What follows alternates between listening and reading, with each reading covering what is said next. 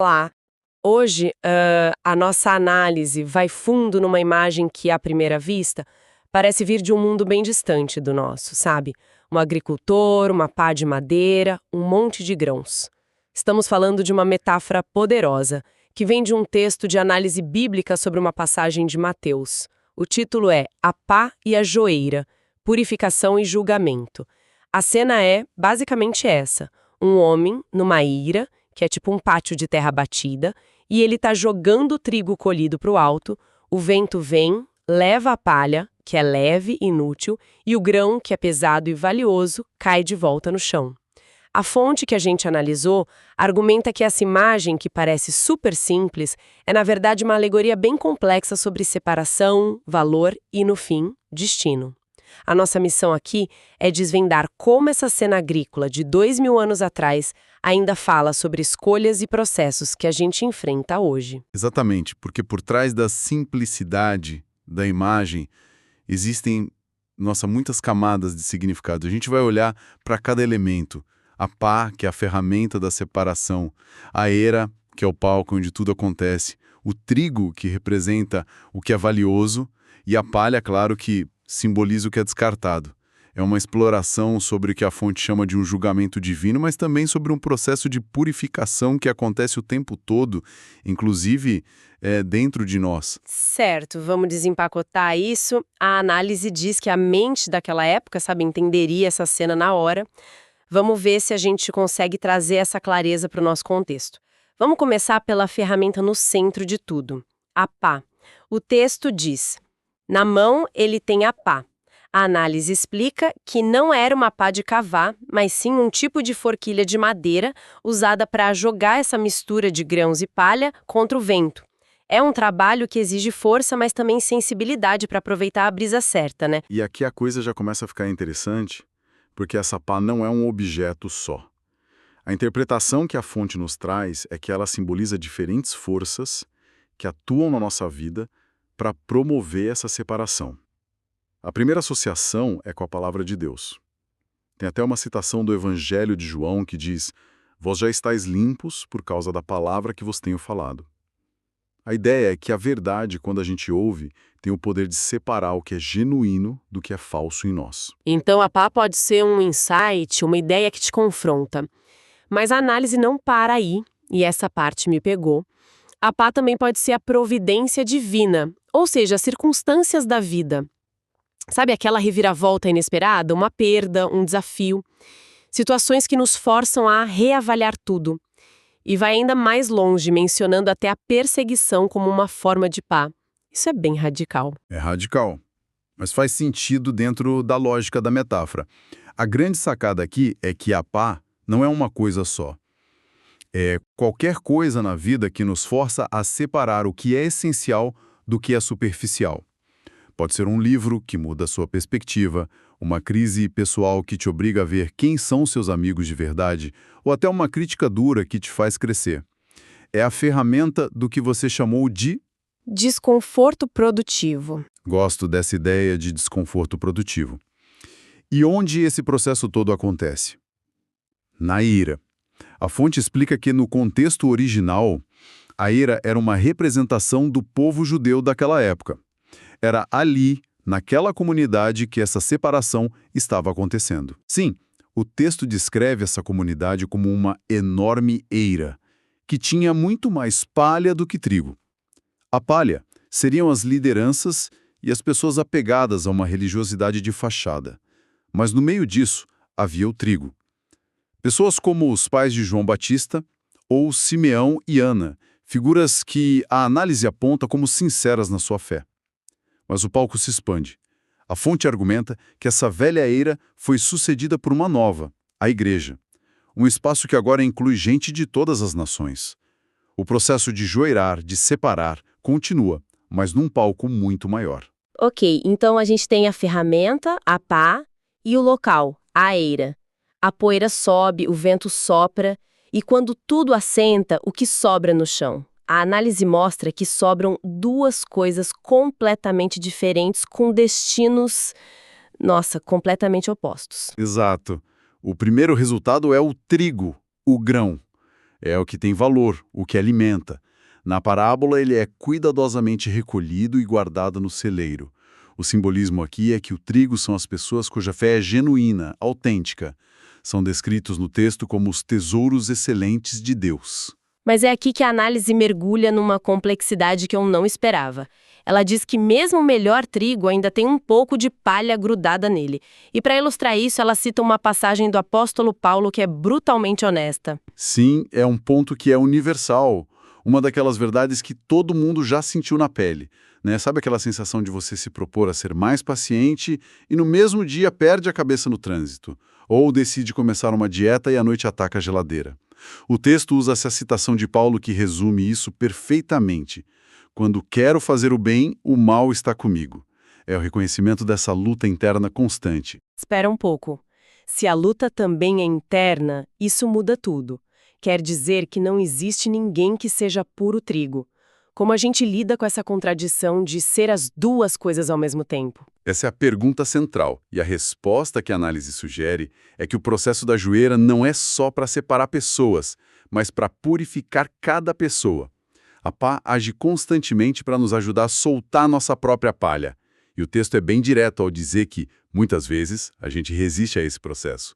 Ninguém gosta de ser sacudido, de ter suas impurezas expostas ao vento. É um processo que pode ser doloroso, desconfortável, e a nossa tendência natural é se segurar no que é familiar, mesmo que seja inútil, como a palha. Faz sentido. E para o trigo que passa por esse processo, qual é o destino? O texto fala em ser recolhido no celeiro. E é interessante que a análise fala em um duplo celeiro, quase como se houvesse duas fases de armazenamento. A primeira, a igreja, seria como um depósito temporário, sabe? O trigo está lá, reunido, seguro, mas ainda está no meio da operação, por assim dizer. Ainda misturado com outras coisas, com joio e até mesmo com alguma palha. A separação ainda não é final. E o segundo celeiro? O segundo, o céu, é o cofre final. É o lugar da pureza absoluta, onde só entra o produto final, totalmente purificado. A fonte cita o livro do Apocalipse para reforçar isso. Não entrará nela coisa alguma impura. É a garantia de que o processo de purificação, por mais longo e difícil que seja, tem um destino de segurança e perfeição. Ok, esse é o lado do trigo. Mas e o contraste? A palha. A imagem que a parábola pinta para ela é bem diferente. Totalmente diferente. A análise associa a palha diretamente aos líderes religiosos da época, que Jesus chamava de hipócritas, e usa uma citação do profeta Jeremias que é cortante. Que tem a palha em comum com o trigo, diz o Senhor. É uma declaração de incompatibilidade total. Não são apenas diferentes, são de naturezas opostas. Nossa, então quando o texto fala da palha ser leve, sem peso, sem substância, não é só sobre ser inútil, é sobre não ter convicção, sobre ser levado por qualquer vento de opinião ou de conveniência. Isso é uma crítica social muito atual, disfarçada de parábola agrícola. Exatamente. A palha simboliza uma religiosidade ou mesmo uma vida que é só casca. É a aparência, o discurso, o ritual, mas sem o grão da transformação interior, sem o peso da substância. A fonte descreve como pessoas que se preocupavam com a parte externa, com as regras, mas cujo coração estava longe da essência da fé. É a forma sem o conteúdo. E o destino dessa forma sem conteúdo, dessa palha, é descrito de um jeito que não dá para ignorar. Queimando a palha com fogo que nunca se apagará. A imagem é forte, assustadora, na verdade. É uma imagem pesada, e a fonte faz questão de não amenizar. A análise classifica essa frase como uma figura de linguagem amedrontadora. O objetivo não é ser sutil. A ideia é transmitir uma seriedade absoluta sobre as consequências das escolhas. O fogo, em muitos textos bíblicos, simboliza a ira justa de Deus, a purificação final que consome tudo que não tem valor real. Representa o destino de quem se recusa a ser purificado, de quem insiste em ser palha. O texto até usa uma analogia para reforçar isso, dizendo que madeira, feno e palha são combustíveis. São materiais nos quais não se pode construir nada permanente porque não resistem ao fogo. É uma forma de dizer que uma vida baseada em superficialidades, não tem como se sustentar no final. A condição de quem enfrenta isso é descrita como terrível, e a análise amarra tudo isso num lembrete final. O ceifeiro divino, a figura com a pá na mão, virá para limpar a eira de forma definitiva. O processo que a gente vê acontecendo aos poucos ao longo da história e nas nossas vidas terá uma conclusão. Não é uma história que fica em aberto. Aponta para um evento futuro onde a separação entre o inútil e o valioso será final e o trigo finalmente será guardado em segurança. É uma imagem de fechamento cósmico. Uau!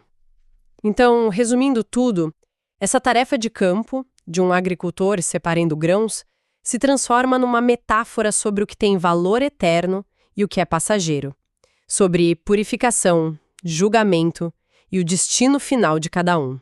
O que é mais marcante para mim, depois de analisar a fonte, é como essa metáfora opera em múltiplos níveis ao mesmo tempo. Não é só sobre um grande julgamento no fim dos tempos. É sobre a joeira que acontece hoje. É sobre a luta interna que a gente trava todo dia para separar o nosso próprio trigo da nossa própria palha. É um processo contínuo. E essa pá pode aparecer de qualquer forma. Pode ser uma conversa difícil, uma crise no trabalho, uma doença. Situações que nos chacoalham e nos forçam a decidir o que realmente importa.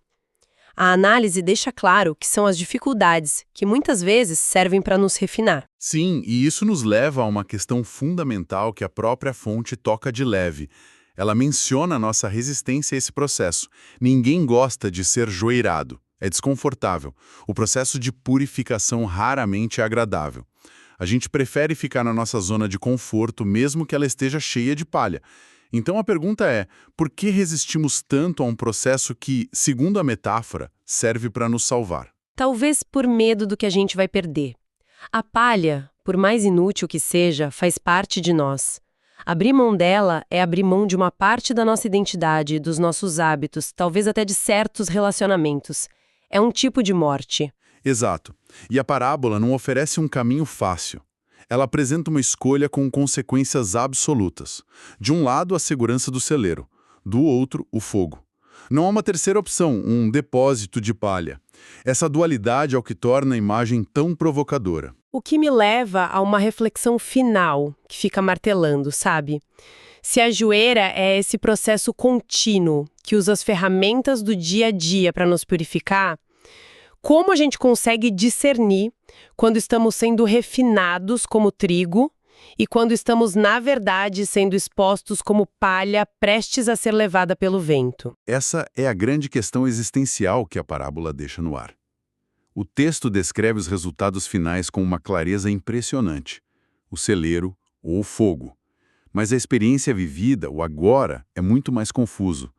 É uma separação constante, que acontece em cada pequena decisão, em cada momento de confronto com a nossa própria superficialidade, com a nossa própria palha. A parábola nos dá um mapa do destino, mas a navegação do presente, essa continua sendo a nossa tarefa mais difícil.